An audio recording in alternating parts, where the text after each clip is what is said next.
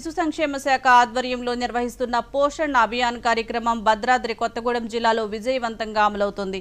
ఈ నెల 18 నుండి ప్రారంభమైన పోషణ్ పక్వాడాలో భాగంగా అంగన్వాడీ కేంద్రాల్లో పోషకాహారం అందిస్తున్నారు. పోషకాహారంపై తల్లిదండ్రులకు అవగాహన కల్పిస్తున్నారు. భద్రాద్రి కొత్తగూడెం జిల్లా పాల్వంచ మండలం జగన్నాథపురంలో ప్రత్యేక కార్యక్రమం నిర్వహించారు.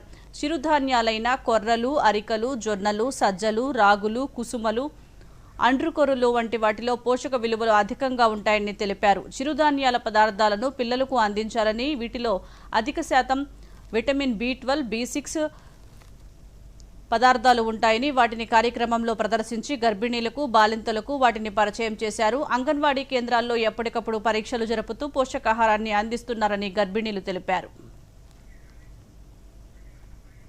ఆల్రెడీ మనకి ఈ సంవత్సరం 2024లో పోషణ పక్వాడా మార్చి 9వ తారీఖు నుంచి 23 వరకు పోషణ వారోత్సవాలు జరుపుకుంటున్నాం మనము.